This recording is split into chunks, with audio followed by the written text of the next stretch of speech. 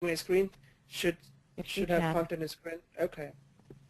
So good morning, everyone. Again, just a quick background. Content is king is the vision for Juniper Networks XML-based or topic-based documentation and publishing.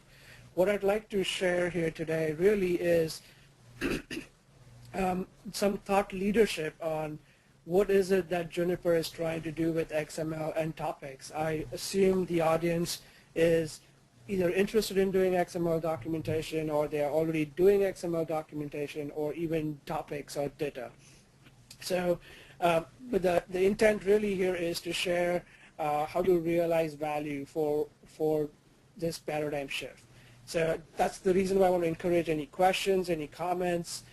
I can go very high level in the vision. I can go really low level in the technical details. I will pace it based on the response I get on the attendance. So feel free to ask me on any questions. A quick intro for me. I'm a director of document engineering. It's a central organization at Juniper for R&D. The reason I am in the central R&D organization is the system that the vision and the system that I developed is actually shared by all the business groups as Juniper. So anything that's cross-collaborative, cross-business group resides in the central organization. My group is a group of engineers, so we don't write content. So we partner with technical publications groups to use our system. but excuse me. But we use the same infrastructure for all the 5 business groups at Juniper, and we all share the same system, the same repository, and the same vision. I've done this in the past. A quick background for me. I've done this as PayPal, as an architect over there for PayPal.com, where they converted the entire PayPal.com site to XML. The primary goal over there was to support translation of 200 languages. I've also done this at Cisco's initial rollout with SGML to do the product catalog. I worked at a startup company which did XML-based financial transactions, which is very similar to documentation, but managing it on a lot of transaction basis. The reason I bring this background up is having done these several times, really the XML or the topic-based documentation approach has to be geared towards a business goal, and depending on your business goal, your system will look slightly different, or your choices would change. And that's the fundamental thing I wanted to bring up here is it's not about doing XML and topics, it's how are you applying it to your own company or your own business goals. So what I wanted to share with you first is Juniper's vision of what we are doing. Anybody has any questions at this point? Not so far. Not so far, thanks. Okay, moving on. So I just want to look at this as an innovative track or an innovative journey for Juniper's TechPub's documentation. Being in R&D, we are always about innovation and scale. And you know, people ask, well, what's so innovative in writing documentation, right? But really, this has caught the attention of Juniper, and we've got support all the way from our, Pradeep Sindhu, who's our founder, to my general manager, and across all the 5 business groups. So I'm trying to weave a story for the first 15-20 minutes, trying to explain to you where we are heading. And then I'll share with you a system of how we are doing this, and actually give you a demo at the end of dynamic books, which is really our vision. Okay. So traditionally, as you guys all know, when Juniper, the way Juniper used to serve content was basically we offered books. We offered a bunch of books, and then we also had the service where you can order it, and we would print it and mail it to you guys, mail it to our customers. And that paradigm worked very well, and it served its needs in the past, right? And as we all know, what happened was then the web came up. And when the web showed up, we had to figure out how do we serve this information on the web. And like most people, the obvious choice for us was to make those books available on the web. So what you see on the screen right now is basically a listing of all the books for Juno software, which is our one OS that we have at Juniper. And all we did was basically listed out all the books that we publish for Junos. Now, because the books are huge, like everybody else, we would chunk our books arbitrarily by sections or by chapters, whichever way you guys are comfortable with. We would have about 200 HTMLs chunked for every book, so that's easy to read on the browser, right, with the previous and next buttons. And this was a good first step that this was a good first step that a lot of people started with. But this thing has a problem. The web had fundamentally changed the way people consume content. It was no longer, people would not consume content in the ways that we did with books. And so I have two examples over here for you. What we really thought was this web paradigm was broken. And here's the first example. I just took an example over here. But what happened is, there is a certain need, a products change. Our content consumption from our customers is different. We are first at having a service provider segment of our customers. We're moving into the enterprise industry, and so the customer needs change. And then people wanted a book with content that is organized differently than the way we had organized when we published our books. So the question really is how can I create a book for our customers where all the content is there, but it's distributed across all our books? And that was a real hard challenge for us. And I just use IBM as an example and George Bush as the confused face. But the intent here is just to share that people are consuming content differently, and that resulted in having a different way of serving content for them. Here's another example. Al Gore. He is Mr. Internet, right? Now, as a internet user profile, what it does is people are searching for content and they come on the web and they hit on a page in our book. Well, the book is written in a sequential order, right? And when you come and hit on the page on the web, people are not reading it in the sequential order that you wrote the book in. In fact, what they expect is they expect something like a topic, which is the whole premise behind topic-based documentation, is that they ask you for a problem, and then you have a page or an article or a topic which actually solves that problem or tells them how to solve it. And this is really the issue, is putting the books on the web gave us low customer satisfaction results. So this was a time where Juniper said, our thought leadership was said, you know what, we need to cater to the web as our primary paradigm for consuming content, because a lot of people, most of the people are searching now on the web to find information.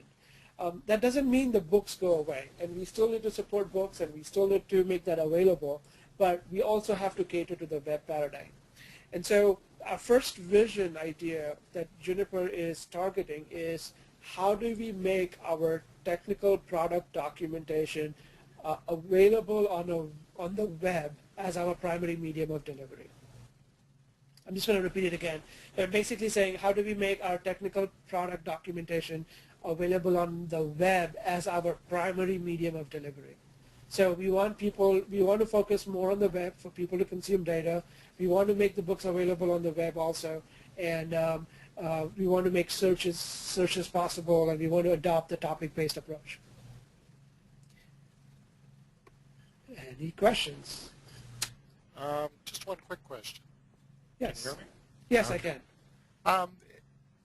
I understand the point you're trying to make, but is there a danger in going the other direction, making the topics too small? And actually, that's something that Juniper has experienced now.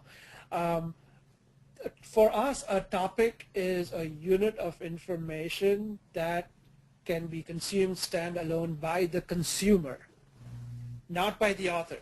So a topic is a unit of reuse that can be consumed by a consumer standalone. And so I look at it more like, say, if you see New York Times, for example, they have complete articles on a topic, and that article is huge. It could be 2, 3, 4, 5 pages. And if you make your topics too small for authoring reuse, for authoring benefits, it might look very small from a customer's point of view. So getting the right balance of how big your topic should be is something that Juniper is struggling with also. So the way we are trying to adopt it is saying, on the web, we need to present topics that make sense from the customer point of view, but the level of reuse or the granularity of reuse during authoring could be even finer grained because because we can leverage each other's content. And so we're actually separating the unit of reuse from the customer to the author, and in the hope that we can have the balance of the topics that are reasonable enough that solve a problem for a customer, but it also allows authors to leverage at a finer level for efficiency. Okay? Excellent. So a lot of you guys might be familiar with the XML paradigm, but I wanted to just set the stage and just give you some examples over here and show you what we did. So basically the fundamental change that most people know with XML is we've moved away from a book paradigm that we earlier adopted. We started using XML, and then we moved to topics.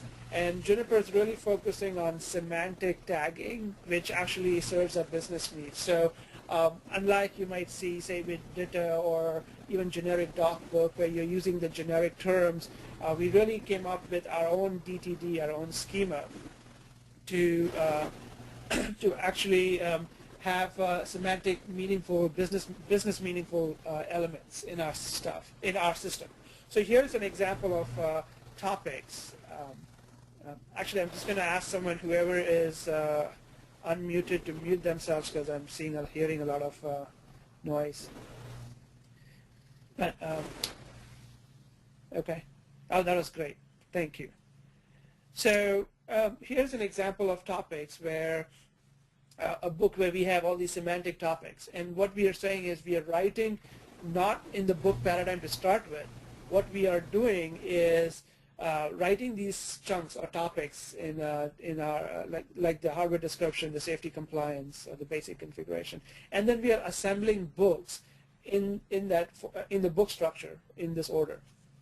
So here are some of the benefits that that I actually had to sell to upper management to get the ROI and get the funding, right? So say here we had the original book that we had. Now what I could do is I could have say I have a user guide, and now I want a quick start guide, which is just a subset of my user guide, but I don't want to have a resource to generate, to maintain another quick start guide. As an example, is we could have a derived book that says, give me the hardware description from here, give me the basic configuration, and give me the safety compliance. And this was the intent behind needs to create alternate books that our customers needed, is write in topics, publish our existing books, but have the ability to quickly create alternate books or derived books that make sense for us. Okay. Here's another example. The other things that we used to face is, we had 4 product lines over here, and all 4 of them had their own user guide. But really what our customer would say is, you know what, I use these 4 products in my network. And so the question was, can I just get one book which had all the information of the products that I used in my network, so I don't have to refer to 4 books? And this was basically how we could do that. We could create a new book, add some stuff, task description references that I want for that customer, and then take the basic configuration from the 4 books and make a new book out of it. So this is another example how we can consolidate or reuse or leverage our information in a way that serves our customers' needs. So this was, as you can see, there's leverage aspect of topics that we want to take advantage of, which is, I think, the primary reason of moving to topics. And we also want to focus on web as our medium of delivery. And basically that was our hybrid approach. So what I have now is I wanted to share with you our new web page that we are using to support both those paradigms. Okay? And here it is. It's supposed to hear a whoosh. But here's a new website that Juniper's technical documentation groups do. If you remember on the earlier slide, I had a web page with a list of all the books for Junos. What I did here was I took the SRX product line, that product that we have right now, and wanted to share with you how are we presenting our information to our customers now. Now, if you see here, what we do is we have a tabbed layout of tasks. So this is a customer-centric view, and I don't want you to get hung up on tabs versus no tabs. I'm not looking at the UI part, but more of a conceptual idea is what we did is we organized information by tasks. And as a customer, do you want an overview of a product? Do you want to plan for it, install it, configure it, maintain it, monitor it, etc. And we can basically make it much more natural for a customer in leveraging it. I mean, finding the information that they're looking for. So this is the navigation aspect of our information. What if you see is under each tab, we have organized topics in a meaningful manner that makes sense for our customers. So every link that you see over here is actually solving a task for our customers. So in this example, I have I'm planning for SRX, and I want the cabinet requirements. And so there is a topic that actually addresses this need. And the beauty of this is that, if somebody searched on our internet and actually came to this topic by itself, it is a standalone topic which has the context. And so that's where the, how deep your topic should be or how complete your topic should be to solve a requirement, the size of the topic becomes important. But as you can see, we call these pathway pages. We have tasks, we have topics. Topics are links here to our topic repository that we have. And anybody could insert or include or reference, depending on which verbiage you guys use in your companies, could reference those links in their pathway pages. So really, what we are really doing is opening up a repository of topics, and then we are having pathway pages to actually address a particular need and make it available.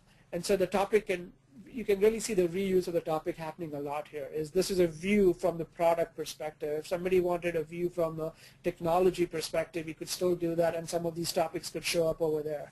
And really, we've broken the barriers or the boundaries of this is my content, it's coming from this group. We're really opening up the content as a whole to our customers and within Juniper for people to leverage.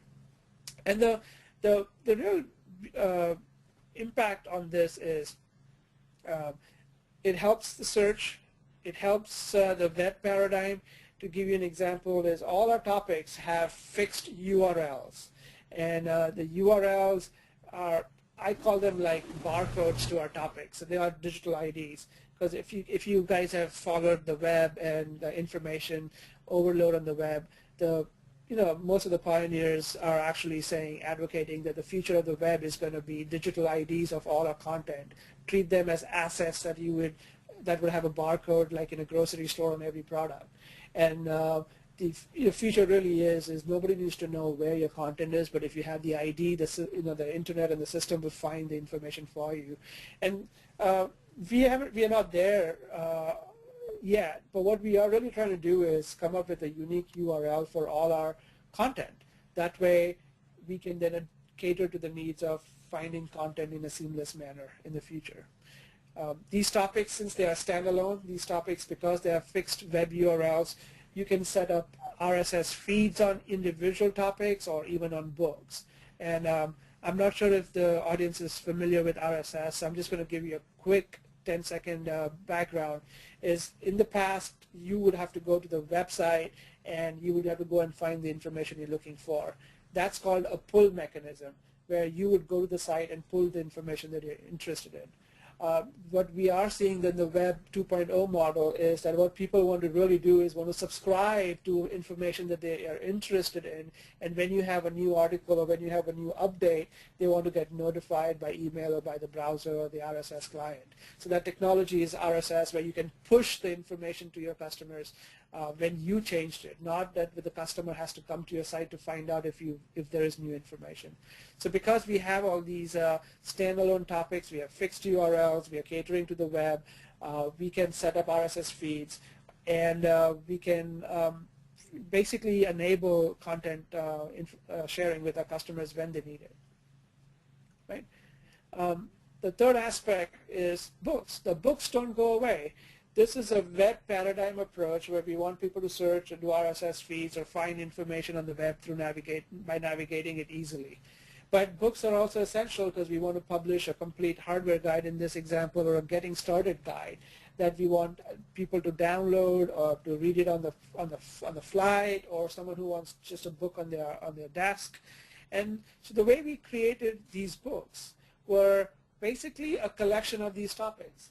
We basically had a book structure of TOC parts and chapters, and then we put the right topics in the right chapters in the right order, and basically built our books. So books haven't changed, but there's a fundamental difference in the way you look at it. Is in the first phase, people used books as a way to organize their content while authoring. Whereas in this model, in the topic-based model, what we are saying is focus on topics that you need to write, and then create books by assembling these topics. It's an afterthought, not an afterthought, but it's a derived book, right? The reason I wanted this, I just want to spend a few minutes on explaining this, is that a lot of times when we do doc plans, a lot of time when we plan for our content, we still think of it as books, and we write topics, and we identify which topics need to be written, and that's fine, because that's how we've been used to. We keep doing that. But what this really does is, if tomorrow, like say for example, I'll give you a case in our at Juniper, is it's not just books for our customers, but I have a sales person who is visiting AT&T tomorrow for a sales meeting, and they are trying to sell, say, the SRX product line in this case. What this allows them to do is, if they know which technology or which product they're interested in, they can quickly create a book for the need, and then just give it to the customer and say, hey, here's a book that might be of interest to you. So you can sort of create books that the need for it shows up after the fact. And that's the value or the power of moving to topic-based documentation from our side. Got a question. Yes. I understand what you're saying. I'm a little puzzled. Wouldn't the use of a content management system kind of eliminate a lot of these problems? If you're storing, for instance, sections or subsections or whatever a useful unit happens to be, a step list, a process list, and then put them together and dump that out on the content management system, does that more or less accomplish the same thing? Yeah, so let's talk about a content management system. Everyone has a different definition, right? In the earlier days, content management systems were, those are million-dollar systems that you actually purchase so that it can do these assembly things for you, right? But really, if you look at what's evolved now, say with DITA, they have these DITA maps, for example, that can assemble the books for you. We use the XML spec called X-includes, which allow us to include any topics we want in our book and create a book. So it serves, it does, it's very similar to what a DITA map does. So really what we are saying is, from my perspective, is an XML is an open standard. It is evolving, and it is allowing you to do all these things without needing a million-dollar system of CMS to help you do that. And that's the biggest win that I saw that DITA brought up, is that it really fundamentally switched. The doc book was there for a long time. It still allowed you to repurpose and reuse stuff, but it was still in the book format. And DITA for the first time says, you know what, here's a mechanism for you to assemble it via a map. And so from my perspective, this is a functionality that you don't need a CMS for anymore. Do we use a CMS? Yes.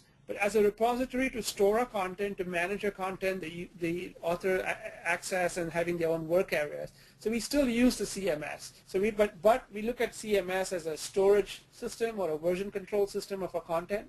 And then we use a publishing system to do these things without being reliant on our CMS or being tied into that infrastructure. So, but what I really want to get out of this is basically the concept is that if you want to use the CMS to do this, all power to you, right? But this is what the XML technology is evolving towards with X includes and data maps especially is you can do this without having an expensive system. Okay. Yeah, it's I'm kind of torn because on the one hand, I used to work for a content management system vendor, and well, specifically, you were asking what the definition is. I think component management system is a much better description. Yep. But on the other hand, I just finished working for a company that had been using first an HTML-based architecture, then an XML-based architecture, and no content management system, and they produce hundreds of thousands of pages of information. So I understand both sides. I was trying to get the notion of where it was you see the Juniper system relationship to that spectrum. So I'll give you two stories. One real quick one is IBM. If you see IBM rolled out Ditto and it's huge, and they use CVS as their repository. They don't use a content management system, right? So here's a classic case where I say, before you see getting the ROI to move from FrameMaker to XML or from XML to topics, when you have to do budgeting and funding and making a request, like I have to do at least, asking for $1 million up front is a difficult option because they say, well, the whole point of being XML is being open source and it's neutral and you don't need to buy all these vendor tools, so why are you asking for so much money? So a lot of XML solutions fail because the barrier to adoption is the CMS. And I really don't think it's necessary anymore. And I work with a lot of CMS vendors myself, and I ask them this question is, don't you guys feel, what is your business model? Because this is really not working out for a lot of people. And so, and they don't have a straight answer either. So I do know that there is a flux going on. If you have a CMS and if you think you can leverage it, great, use it. If you have to buy a new one and then hire 4 or 5 engineers to support it, I think you might want to consider a cheaper alternative to start with.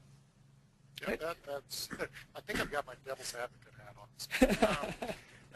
The other piece, though, I think one of the hidden costs, I've worked on a lot of different projects over the years, I think one of the hidden costs, even if you adopt an open source approach, is the number of hours required by someone to support the system. Yes. Tinkering with XSLT style sheets or realigning data maps or, upgrading the newest release of whatever you happen to be using. That's something that I think gets glossed over occasionally. I agree. So actually I'm going to jump to a different slide. And this is something that's worth spending time on for folks who are actually trying to evaluate these systems. One is a radical thought I want to start with. And I really think is people need to realize that XML-based, topic-based publishing is really an engineering solution. There is a component of IT or infrastructure that needs to be part of your content strategy. Especially if you're doing Web 2.0 type stuff where you want RSS feeds, you want portals, you want your content to seamlessly show up somewhere else, etc. And so to go with, when I did this ROI, it was basically saying we need to establish an engineering standard, a group that manages the system, manages the CMS, the authoring platform, the style sheets so that they can control the look and feel proactively, etc. And so how did I sell that? What I did was this whole dynamic book vision is really a value proposition. And I don't know if people are used to this terminology, but in my field I have to use that a lot, is what's the value proposition for doing something like this? Are you trying to save on cost? Are you trying to save on resources? Are you trying to do more with less? Are you trying to do new things that you had never done before, etc. So I broke it up into two phases. In the first phase, when we were moving from FrameMaker to XML, and I'm just putting my system out there to give you guys a flavor of where we are, and I'll walk you through the system. But when I was initially talking about moving from Frame to XML, was there anything that the customer would see that is different? The answer was no. We was really moving from Frame to XML so that we can move to topics and then do these things that I was talking about in a few minutes ago, right? So I actually said the first phase of this vision is operational efficiency. So it's not adding new features, it's not doing new things, but making our processes more efficient. So what we did, if you look at this, the site that I have here, we have an Epic editor on Citrix, and I'll talk to you about Citrix momentarily. This is a platform where everybody comes and authors content, right? We store our information in a repository, and we use TeamSite. Well, TeamSite is a CMS, and it is expensive, but Juniper had already purchased it. That was our standard, and it came to me for free. So here's the thing. Therefore, I will use the CMS, and I can tell you a benefit of CMS. It's not a fundamental benefit, but it's something you can leverage if you had it. So that's where we store our content, and then we build up publishing system called Document Engine. My group is Document Engineering, so the publishing system is Document Engine. And what we said here was, when we looked at our processes, it used to take 2 days for someone to take the FrameMaker files, run it through WebWorks and all the other stuff to generate our HTML and the PDFs and align it correctly so that printing folks can print it, get what they need, etc. So that the publishing process on average was 2 days per book per release. We did about, if you count all our beta releases and the point releases, we do about 28 releases a year. And if you count the number of books you have to do that step was huge, and it was manual.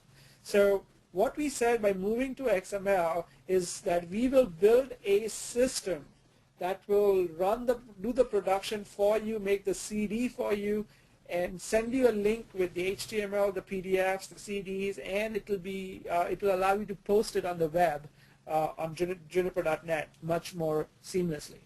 And it was that operational efficiency that allowed us to get the money to convert from Frame to XML. That's one part. The second part was, now that we are in top XML and topics, now it's not about operational efficiency. It's about a value proposition to deliver content in ways that were not possible before. So now it's really building new tools, new ways of giving information to our customers, or even internally, as I talked to you about sales. And that value proposition is different. Now, if you focus on the operational efficiency part, that's when we acknowledge right up front that there is a cost for support for engineering. But there are things that you can leverage and benefit.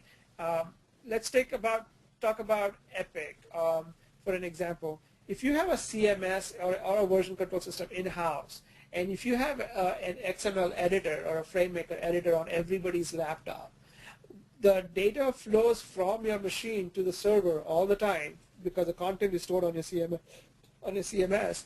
When you're making changes, you constantly you use up the bandwidth to talk to the server to manipulate your content.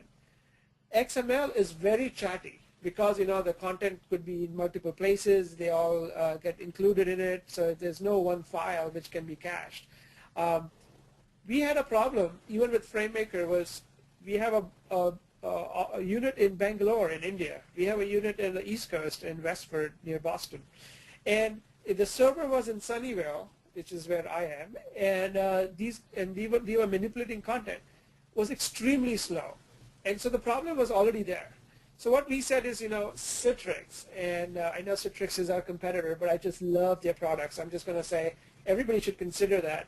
Citrix is basically a web browser for non-web content, for applications. So you can host Citrix on a server, and then you can put Epic on it, and basically the rest of the company uses that as a browser to launch Epic on their laptops. There is no install on your laptops.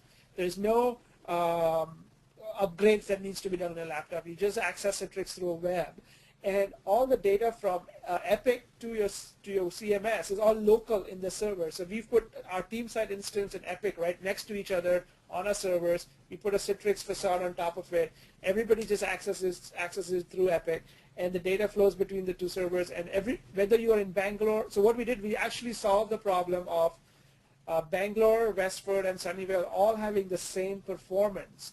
Actually, we got a side benefit. A lot of people who work remotely at Starbucks actually also got the same performance, 90%. So we actually started solving real problems and getting ROI that way. Now, but it is an engineering solution. So if you start with, all I need is one engineer to tweak my style sheets, you'll probably get stuck somewhere else. So I do want to it's a radical thought in the tech pubs organizations, but I do want to lead with that thought as saying you need to realize there is an engineering component of this, or an IT component. Now, having said that, how big is my group? Well, my goal was always to be less than 10% of tech pubs. And that's typically it's 20%. So 10% is a very, very aggressive goal. And it actually allows management to not worry about funding you as a group that supports this infrastructure. And I'm at 6% right now. So it still works. And I have people who support Epic, Citrix, people who manage TeamSite, and we develop a document engine in-house. Right? Of course, I leverage all the open source stuff I can get. I leverage all the IT resources I can get, and I've kept my costs down. So in this entire system, the only cost I'm paying for is the Epic editor, TeamSite, which comes for free for me, and the development effort for document engine.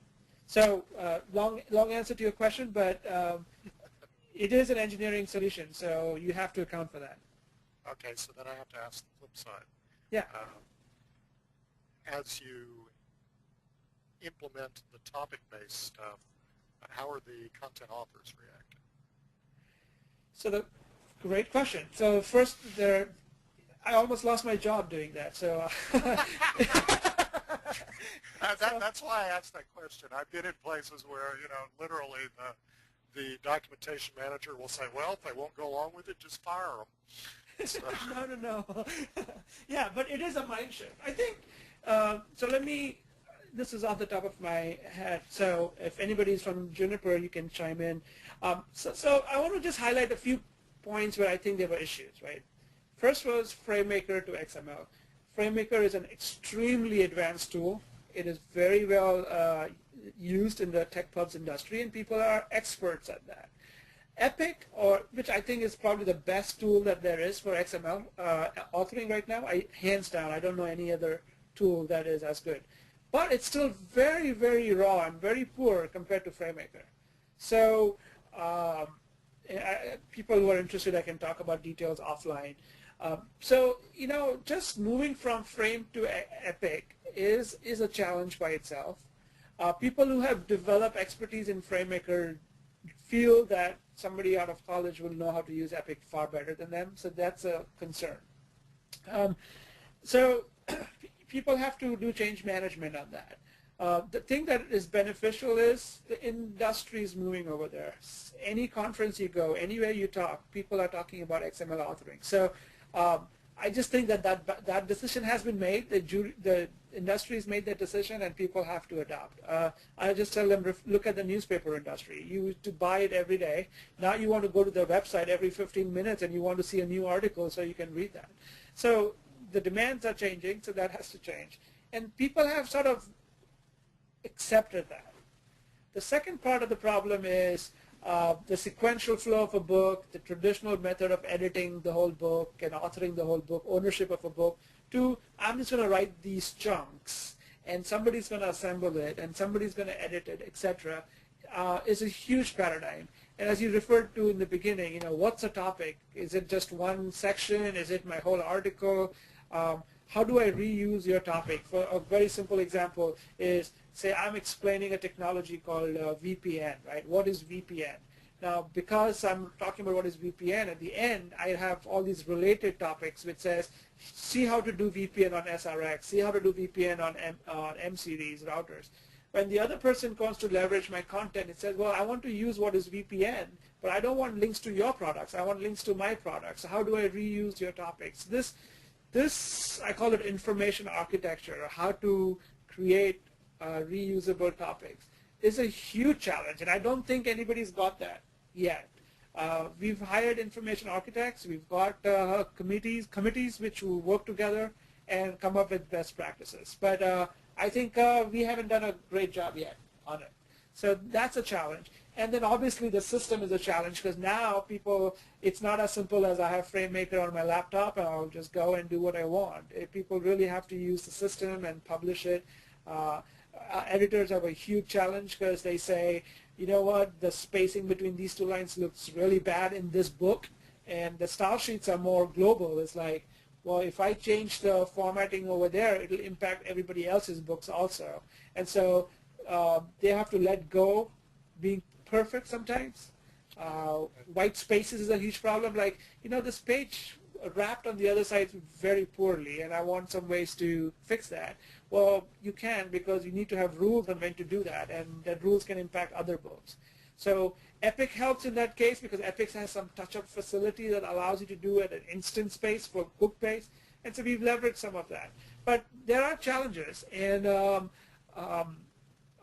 that's why all power to DITA and all power to STC and all power to the technical community, where collectively they are all advocating moving towards XML. So the discussion is not about should we do XML, but it's more about how to do it, and that helps. Yeah, I would add one more thing. The experience I've had is that basically content authors fall into two camps. There are those who see their job as telling a story, and there are those who see their job as producing pretty pages. And if you go to a rules-based publishing system, that latter group immediately goes into a tailspin, because all of a sudden they no longer have absolute control over everything that appears on a page or on a particular web page or on the snippet of a help file. And they don't kind of get well, wait a minute, your job is to communicate. Let us worry about what it looks like. Yeah. And I think when I want to go back to my slide, the previous slide, but when I come back to my infrastructure slide, you will see what we do with the content, so that they will understand that you can control every specific detail. But anyway, so going back to my earlier slide, tasks, topics, and we make our own books. And this is a logical question, is, if the TechPubs teams are creating these books by assembling topics, can we expose that so a customer can customize their own book? Okay, that's what we were getting after as a vision, and we think the answer is yes, we can do it. We can either do it internally or externally. Now, our goal right now is to take our book content and move it into topic-based model with semantic tagging and creating these pathway pages and doing the right information architecture for topic reuse and topic leverage, right? So we are probably a couple of years away before we can move to topics as a company as a whole. So we've done bits and pieces of it, and you can see some examples. So the book, in parallel, what my team is focusing on is developing applications to serve customized content. Okay, and so what I wanted to do is, just to make this thing more meaningful to the audience, is show you a demo of something that we have not developed, and we don't plan to roll it out for at least 2 or 3 years. But it's something that I'm hoping that I can instill some sort of thought leadership and create some juices flowing into how you guys can use topics for your benefit. Okay. Here's a dynamic book building tool that I have, that if I log in,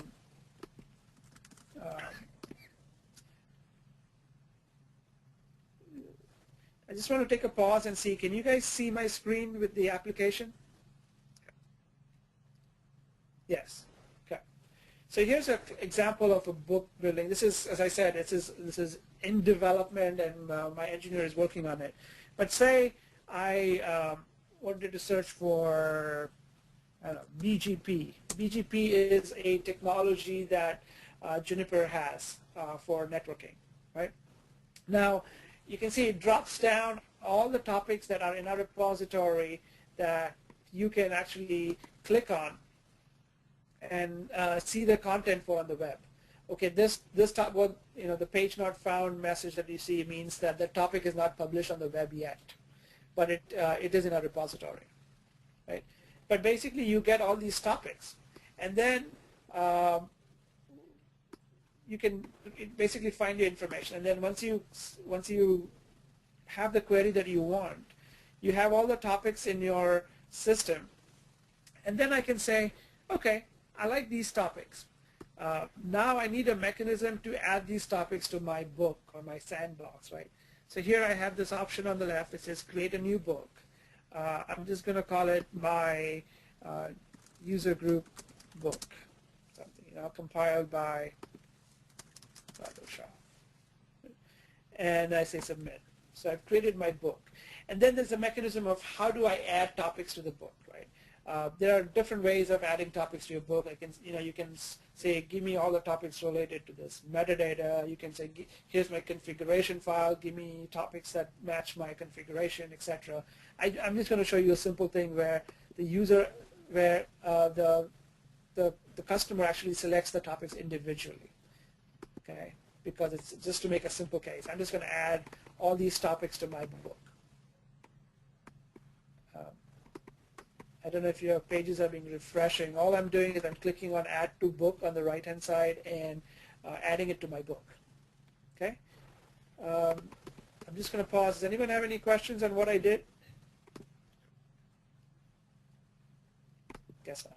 I don't see any questions in the queue. Okay, excellent. And so I just added some of the topics in my book. Then I just go back to my book. So that was a selection of topics to put in my book. Now this is the organization part of it. I've selected all these topics in my book. Now how do I organize it, right? So now I need to parts and chapters. So let's say I call this overview. Let's say I call the second chapter, I added a new chapter, and I call that command reference, right? Then I can say, okay, this is a command, so I'm just going to move it down. Say I'm just going to move a couple of them down just to show you that you can organize. So what I really did, I don't know if the page got refreshed. I actually created 2 chapters, and I moved, drag and dropped a couple of topics in appropriate chapters just to organize it in a meaningful manner. And then you can actually preview this content. And so this is just a web page with links to our actual links on the web. So it goes outside on the web and actually shows you. So you can actually read the content and say, yeah, that's the book I want, right? And then once you do that, you can hit submit. Now when you do submit, what it does is, we'll have a better message which says thank you, etc. But to generate a book from your XML content by assembling it, running through the style sheets, generating the HTML, the PDF, depending on the size of the book, it takes about 5 to 10 minutes. So it's an offline process. It's not, XML technology is not fast enough to make it real time yet. So what we do is we email them the book that they requested, right? So it'll probably take about a few minutes, and once I see the email, I will open it up for you guys. Oh, maybe I already got the email. Nope, I have not. In the meantime, what I can show you is I had just built a book. Oh, there you go. Oh, no, that's another message. So this is a book that I had just done yesterday on Thursday, right? So here's the book that I had built using this exact same system, right? So it was my Juno's book. Of course, the formatting is not there yet. We need to add the title page, the copyright, licensing, etc. But you can see here's a table of contents. The table of contents contains the topics that I had selected and organized, right? And it's a customized TOC for the topics that I did. Look at the index at the end. It's a customized index for the topics that were selected in this book. They all show page 8. It just means that the Other topics had no index markers. This was the only topic which actually had indexes, markers in it. And you can actually just click on that, and it takes you to the command, right? So here's our command summary reference, show version in MoCon. Here's a complete content. And people can basically build their own books that way. So here's the email I got. So as you can see, it took about I don't know, 2 or 3 minutes to get this. So let's look at the PDF that we just developed. And it's going to look the same as this PDF. Come on.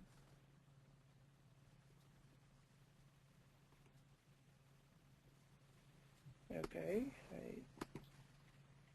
here's my user group book. So here's my user group book. And here's the table of contents. Here are the 2 topics that I put in the next one. Here's my index. As you can see, the index is complete over here. Multiple references. Customized book, a customized TOC, a customized index for the topics that you've selected, and organized in the way that you want it. And the bookmarks for PDFs on the left. All those are it's all part of the publishing system. It just gets created, and you can see it live over here. So this is the vision that we are going after. It is the web paradigm. It is the dynamic book creation. It is serving content in ways that are not possible before. One of the huge things I can share with you with how the web paradigm and books can work together is, suppose you created this book yourself. We can set up an RSS feed on this book so that any content that you have put in this book, if that gets updated, you get notified. So you can actually, it's a dynamic book, but it's an active book. Even after creating a PDF, you get notified on which topics inside your books have been updated. And you can choose to recreate the book again, or you can choose to ignore it. But it's a live book that even though once you create a PDF, it will tell you which books have, which topics, or which content has been updated.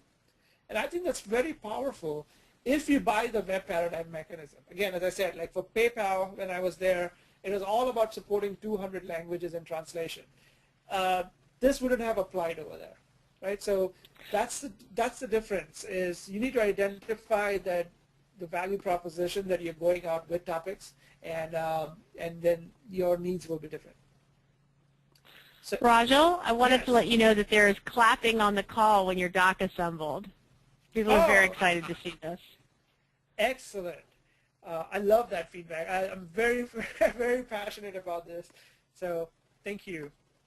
And as I said, this demo is out, will not be out for at least another 2 years for Juniper. But I really wanted to give some thought leadership so that people can start thinking for themselves. And that's why I wanted to give you guys an early demo of how it is at the expense of letting you know what Juniper is doing. So thank you. So that's the demo. That's the vision. That's where we are going. I wanted to go back to this architecture because I think this will also explain some of the things that we're doing.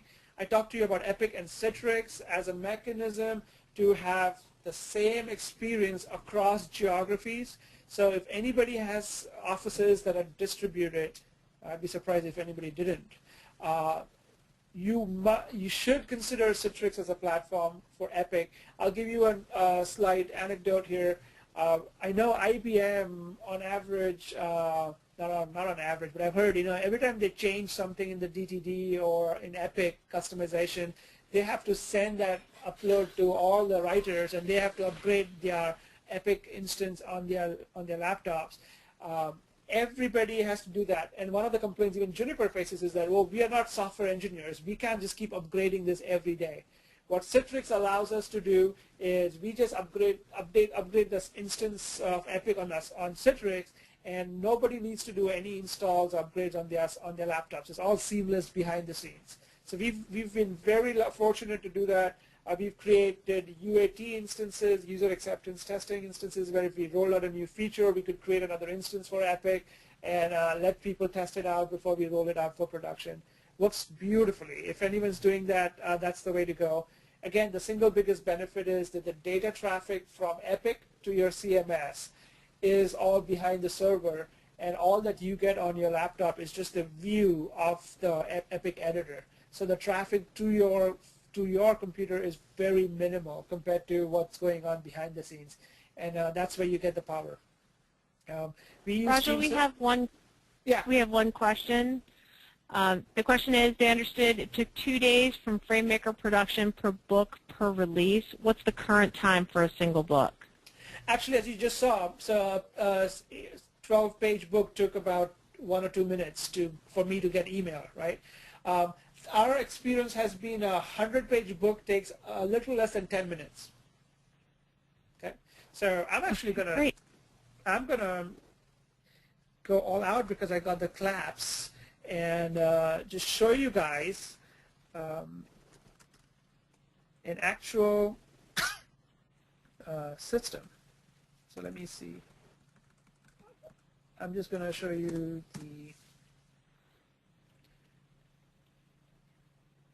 so this is our document engine, and if you look at our production queue, just so that you guys don't have to trust me, is look at this, right?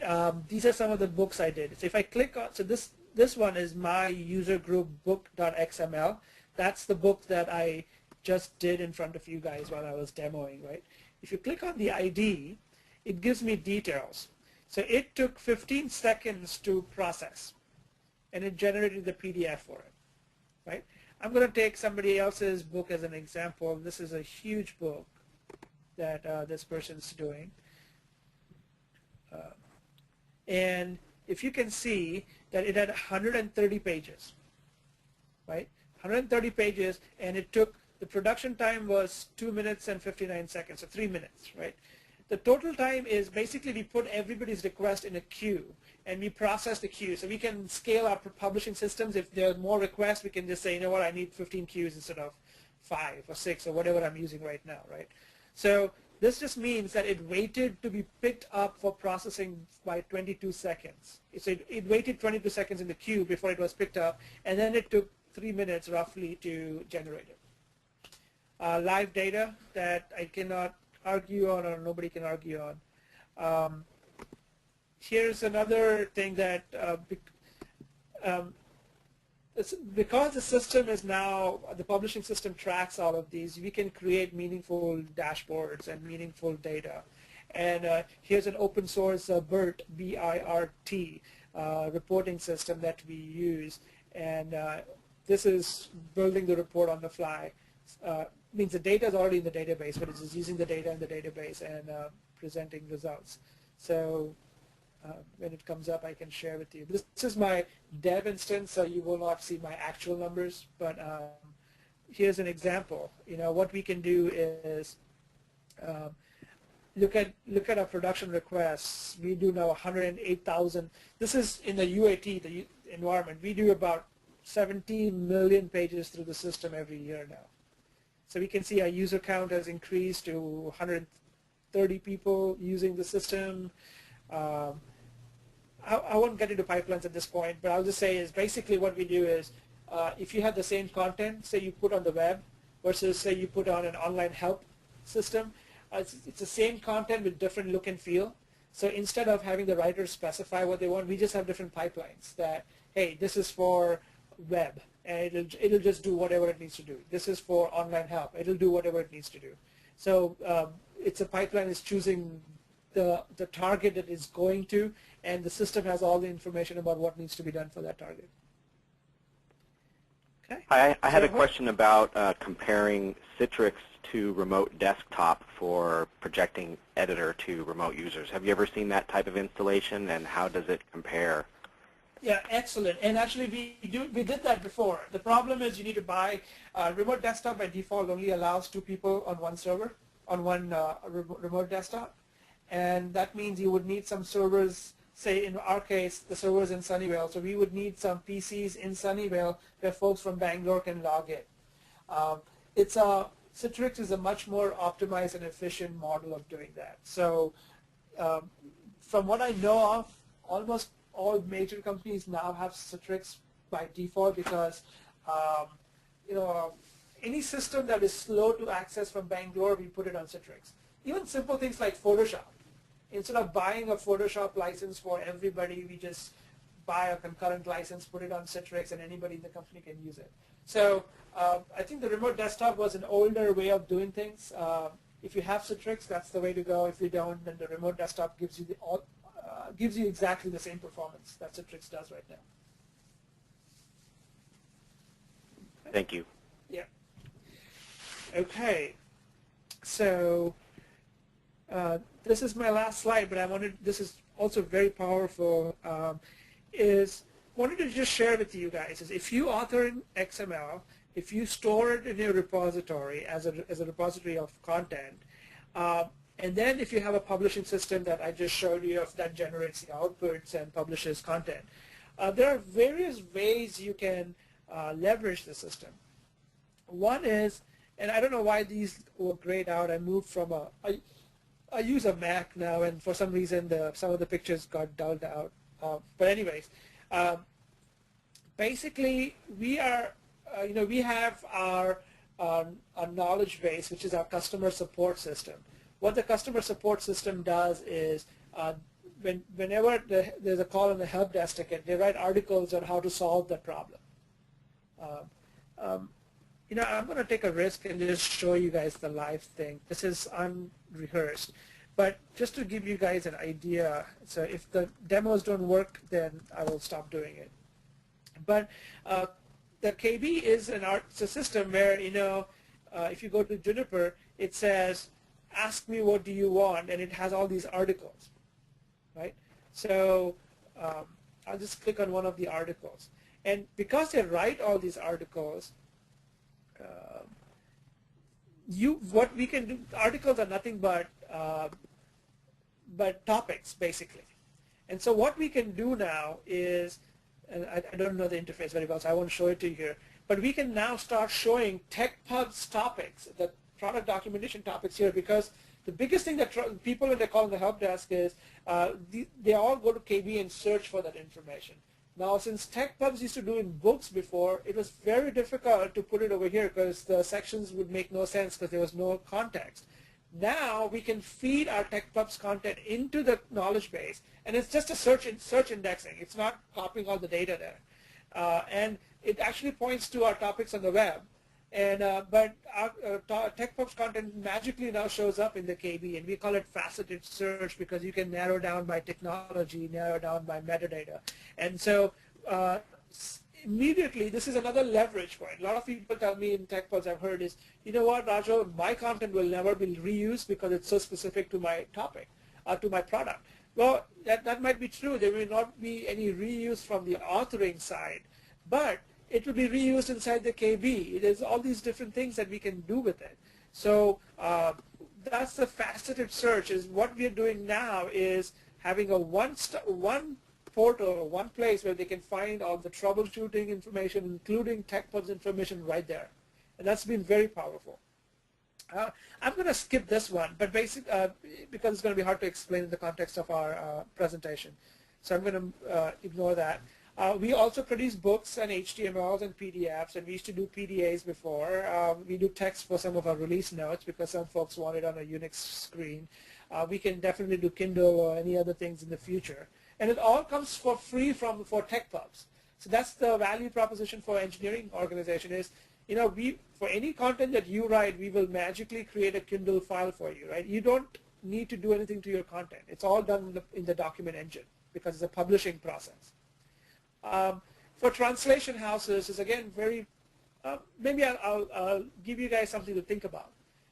Initially, what Juniper does, even does currently, is we finish our books, we publish it, release it, and then hand it off to the translation folks to translate it, and it comes back maybe the next quarter. So there's a lag of a quarter before the quarter is just an arbitrary date. I don't know the dates, how much time it takes for us to get the translated output.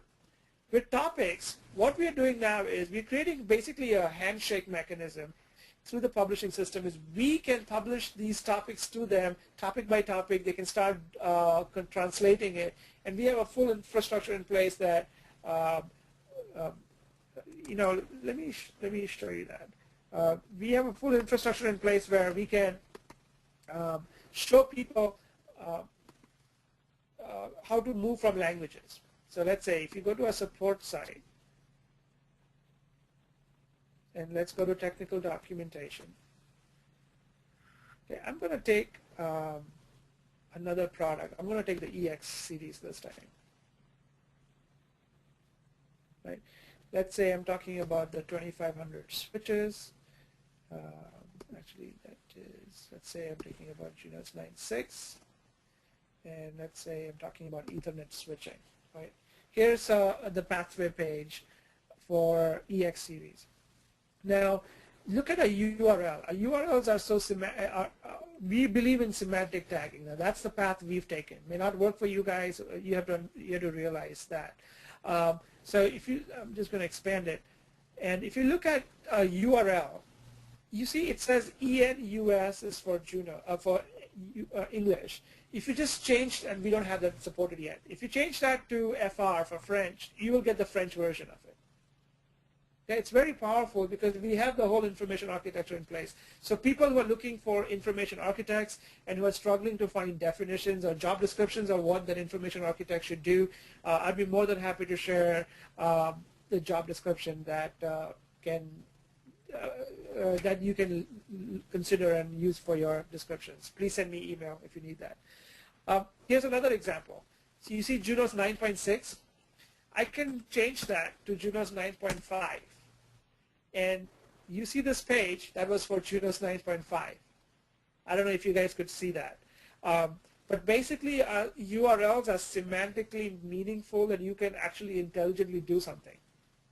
And S1000D is another competing idea compared to DITA, and they use this a lot because S1000D is used for military and I think the airline industry, so they are much more organized. But you know, we've done it this way. A huge thing that we had a need was we send out newsletters to people, to our customers, and they wanted a mechanism by which I want a URL that it always goes to the latest version. Because now if I put the URL for 9.5 and they see it next quarter it's 9.6, it's old data. So we came up with this mechanism that if you remove the release number, it always points to the latest version of the content. There you go. The latest version was 9.6, so now you see the latest version. So this is catering to the web paradigm, making your URL stick, making it meaningful, addressing different needs based on what people want to serve a content. The same thing is true for any topic. So if you click on a topic here, and this is Junos, it's always going to show you the latest version. If I change that to Junos 9.5, it will show you the 9.5 version of the topic. Okay? So I'm trying to throw in some of these demos to give you guys a perspective of how you can build your topic strategy. It's not about whether you use DITA, it's not about whether you use DocBook, it's all about how you want to leverage your topics. So going back to my presentation, sorry, somebody had a question? The reaction on the phone is everyone thinks this is very cool. Excellent. Thank you. Keep giving me that feedback. So that's what the translation house is. Now, I want to be very clear so far that TechPubs is, I don't know how else to say it, but say it's a cost center for Juniper. We do not charge for our content. We make our content available freely on the web. So everywhere I've been very clear with my management is that it's not about generating revenue. It's not about making money. But it's about building these applications which frankly then we can think about opportunities if there's ways to make money out of it. But it's not what my goal is. So my first part was operational efficiency of reducing the overhead to do production, and that was enough to fund my team and was enough to build all these things. Now my value proposition is delivering customized content, which is building new applications. And I'm not saying I'm going to generate revenue. I'm just saying building new applications. And then there will be a revenue model afterwards if there were ever the case. But one case I really think is if I can do dynamic book building of my content, and if my content is translated, and therefore if I can do dynamic books of my translated content, for my customers, translation is an expense that everybody is well aware of. It's an overhead. that I believe that people might be willing to pay for it. That it's not, they're not paying for my translation, but they're paying for getting customized books which are translated. And there is an opportunity to, say, spread our translation costs across. So that's what this dollar sign is about custom content feeds is. My belief is that if we can do some of these things, there will be a value proposition that people would be willing to pay for it, and we can look at it at that time. I'm very clear to make people aware that that's not what I'm looking for right now. That's probably my phase 3 of it, if you want to look at it that way. And also, Rajal? Yes. We have a question. We want to know, what is the tech writer to application developer ratio, and has your approach changed that ratio? So as I said, my group is 6% of the tech writer community. With that 6%, I manage the Epic editor, the Citrix team side document engine, working on the search engine, feeding into the KB, developing a dynamic book building application. So my team is very, very small. So you can do the math. You saw 132 users in my system, and I'm 6% of that. So my group is about 8 people. Has that declined or increased over time with the change in approach? No, actually, so with PayPal we had the same head count. The group doesn't have to grow that much. Right. But there is we have new needs. So before it was building the infrastructure, now it's building the applications. So the type of work they do shifts a bit. But we don't grow. I expect my group to be flat going forward. We have one more question. Yes. Paul Reeves, do you want to go ahead?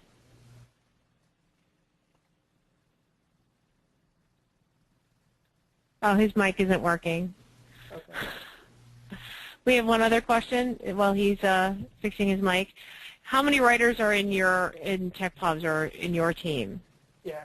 So we made it very clear that we separated the IT or engineering group from writing group. So I have 0 writers. I do have 1 writer, but he's a trainer who trains all the writers on the system. How many writers are you supporting? 132, 140, about a little less than 150. These are 150 full-time writers working on the system to deliver all the product documentation. That number is an estimate, okay? It's not an, I might be off plus or minus 50.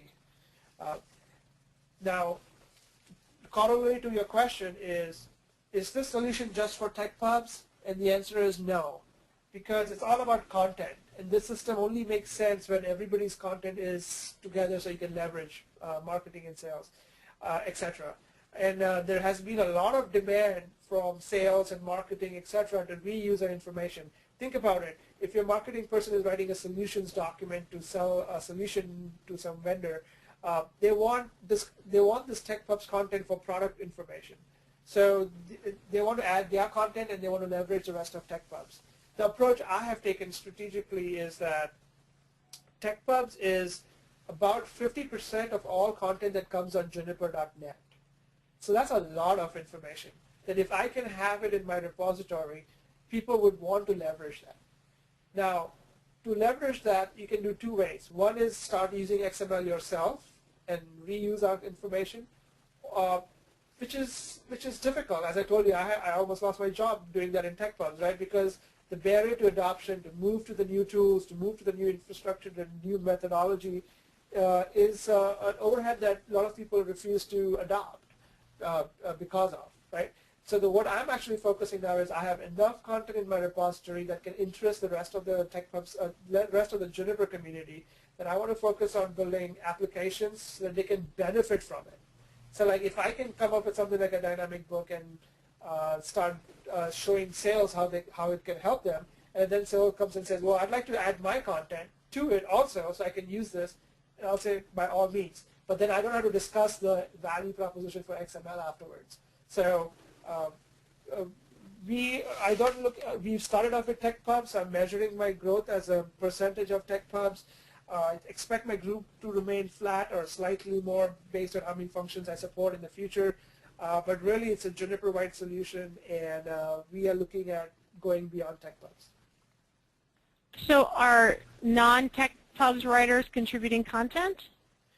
At this stage, they are not, but marketing, sales, sys-test, and even engineering who write in product documentation or requirements docs and architecture docs, they're all looking at using the system so that we can leverage each other.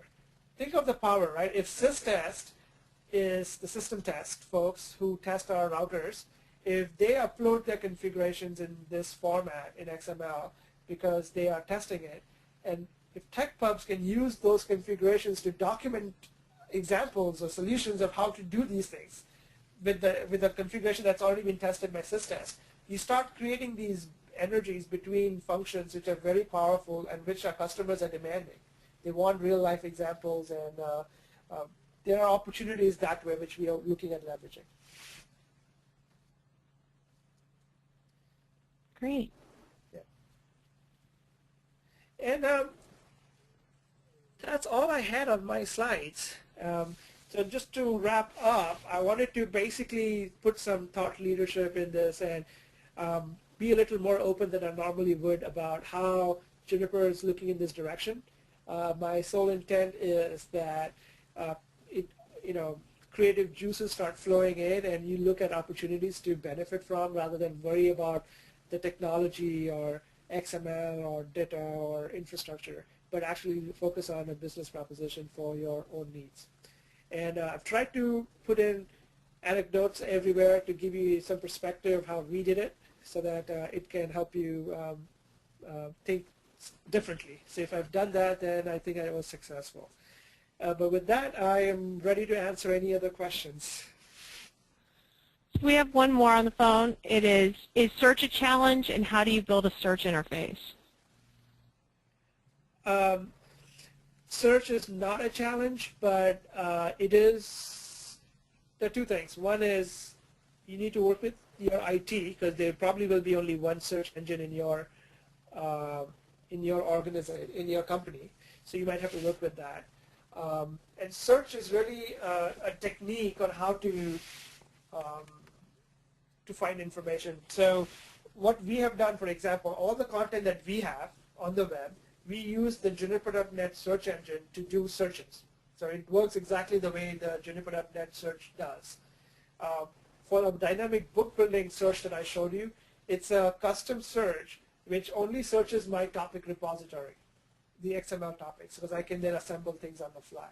So we used open source technology called Lucene, L-U-C-E-N-E. It's open source, and it's a skill set that you have to hire for if you want to focus on search. What kind of failure have you seen people in adopting data moving from custom DTDs? What are the things to really watch out for? So first, my first thing, and I had a huge challenge because a lot of folks in my at Juniper who used to go to conferences would see data, and we did not use data. So people were screaming at me as to saying, why am I not adopting data? So the way to look at it is two things. One is if you already have XML, and if you already have a DTD, a custom DTD, then the only reason you would move to data is to do topic-based documentation. So up until last year, or 2 years ago, there was no way to do topic-based documentation except for data, because they had data maps as a way to assemble stuff. There was no other way to do it. So folks who are very familiar with technology, there was a concept called file entities that could be used, but I think file entities and text entities are absolutely the bane of XML now, that you should never use it again. And we can talk about that offline if you are interested to learn more about it. The reason it was actually Juniper who forced Epic to support a spec in XML called X-include, which allows you to include these topics and does what data maps do. And Epic supports that in entirety now. We basically were the test cases, and we kept filing bugs against it. So now that you can assemble topics on the fly, there is, from my perspective, if you have a custom DTD and you can create standalone XML files, you can use X-includes to assemble stuff. there is no need to do DITA. Now, the thing that DITA will provide you in addition to this is a toolkit which can generate your HTML and PDFs and other content. And if you want to leverage the toolkit and not have an engineering group that develops your style sheets, there is another value that you could use DITA for. But if you already have your own custom DTD, my expectation would be that you already have your own custom style sheets. So I'm not sure what the value is. I do want to say, while I'm saying that it makes no sense to use DITA if you already have a solution that works for you, I'm really, really proud of DITA in two aspects. One is it was the first organization, or first group that actually made modular content possible by saying, let's just look at in topics array. DocBook did not do that. Even though they were mature for 10 years, they never thought of that. So DITA actually fundamentally made XML look at topic-based documentation. So I do want to give them credit. If you're starting from scratch, DITA is probably the right way to go. The other thing is this whole DITA specializations, and I haven't been following them for the last couple of years now, but specializations is a technique that was used to solve an IBM problem, and I think it's very, very messy. And the result of that, I just wanted to share, is that I feel it's now advocating generic XMLs. Generic means non-semantic XMLs. And the approach that Juniper is saying, you saw with our web URLs, you saw with our topics, is we want to have semantic tagging everywhere. And DITA makes it very difficult to do that now. So for us, those were the challenges, but those are the reasons why we did not go DITA. And we focused on our vision, and I think it has served us very well. Did that answer your question? Yes, it did. Thank you. Okay.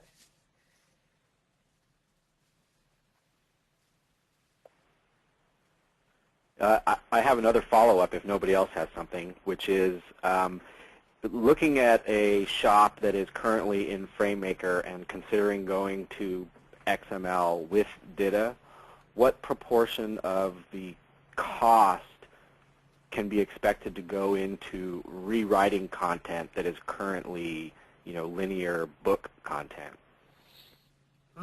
That's something that we haven't done very well, so I'm probably not the best person to say here. But I will tell you this is, first of all, I think this is a classic conversion from frame to XML is an ideal scenario to outsource to India or cheap resources elsewhere because it is mechanical, it's manual. Arbortext has a tool called import-export, which does phenomenally well to do your migration from frame to XML, so that you develop the scripts, but it automates your conversion. And we were able to get close to 95% plus conversions from frame to XML. So we could, we spent some time with the offshore team, and we got that going. So that's the mechanical part of it. But once you move to XML and topics, you need the writer or mind share to actually go back to your content and figure out, does it make a topic? How do you rewrite it?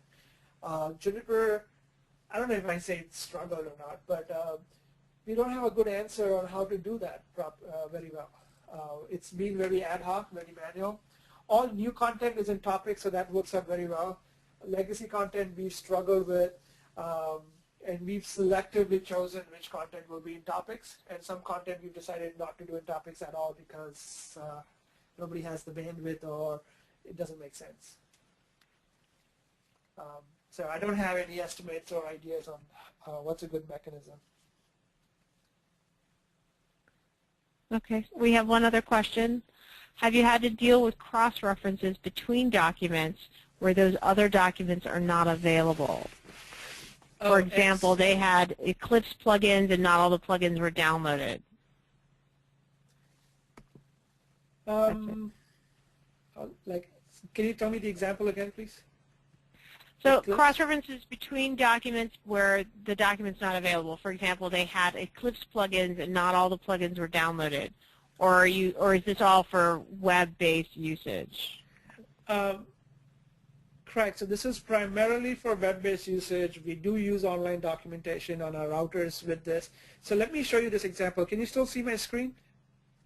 Yes. Okay.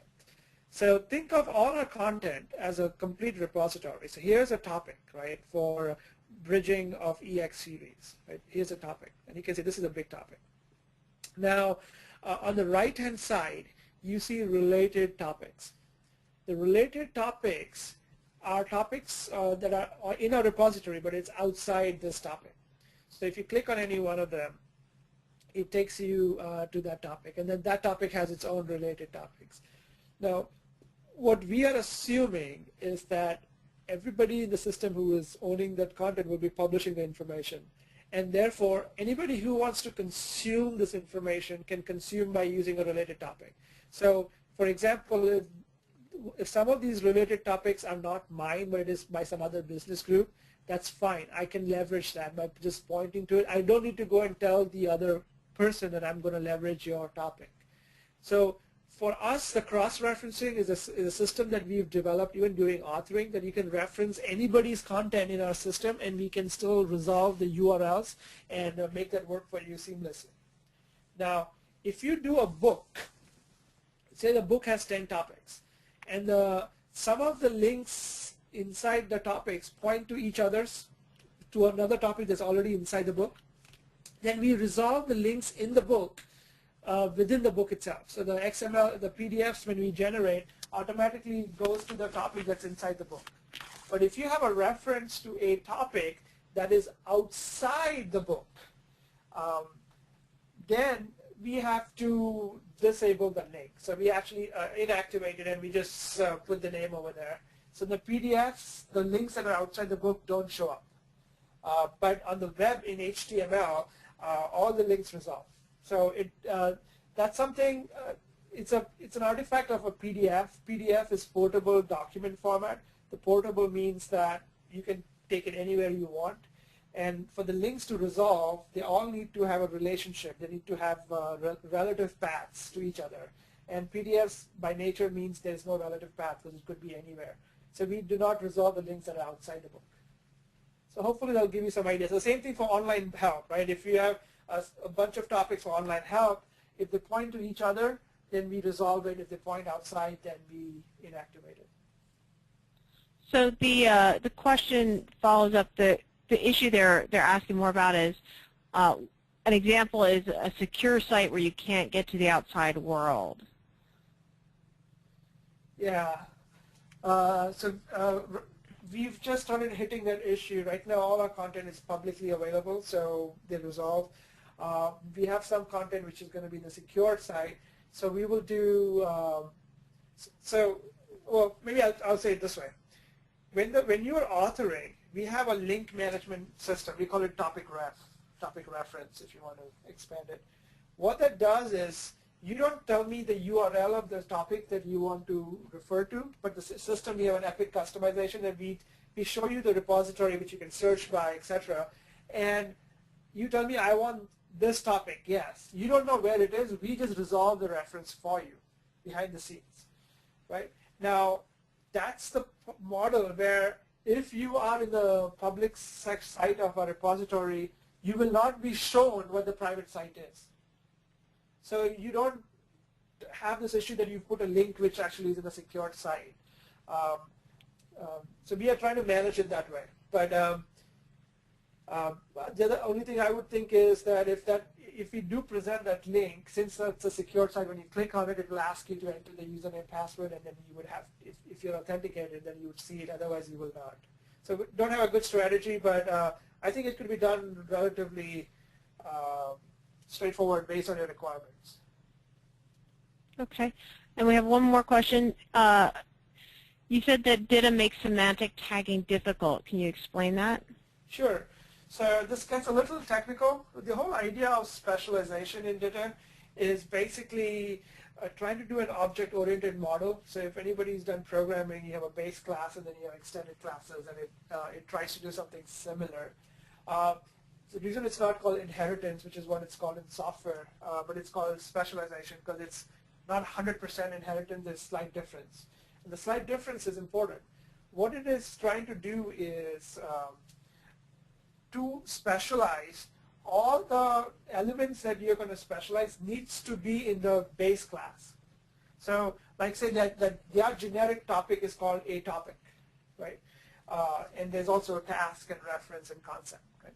Now, if you want to say specialize a task and call it install task in your organization, then all the XML elements that you specify semantically in your tag, in your install task, has to also be present in task, the base class. So basically, it's a subset of what you want. It has to be in the parent class. They have a cool feature where you can rename it. So maybe you can say, I'm going to rename task to install task. There is a way to have slightly different names without having it in the base class, but you still need to have something in the base that you're renaming. So what happens is that in our case, since we have defined all these new tags and new elements, we need to map it to the base class all the time and basically be a subset. So your base class is a clutter of everything you ever want. And that's very, very messy and kludgy. There's no information architecture anymore. We actually pride in our information architecture, and we are hoping that we can share our schemas to others and saying, well, this is how an example works, this is how a troubleshooting task works, this is how an install task works, right? And we don't want to be confined to these subset rules. So specialization makes it very messy. So from what I have heard, there are two camps in Ditto. Some sites will say you must use specialization. Without specialization, Ditto makes no sense. And some people will say specialization is so messy that that's not Ditto anymore. You should just not do specialization. So if you don't do specialization, then you're using generic tagging. It's not semantically rich. If you do specialization, it is semantically rich, but you have restrictions. So I know it's technical, it's a little confusing, but my hope is to just let you know that that's there are two camps of specializations. I think not doing specialization is the right way to do with Ditto, but that means not doing semantic tagging. And so Juniper wanted to do some semantic tagging, so we haven't adopted it. Great. It's an excellent presentation. There's far more clapping in the audience, just to let you know. And everyone would like to know, how do they contact you? Oh, excellent. And I have, so Liz has my details. You can always get it from her. But my email address is right on this slide. So you can use my email address. Great.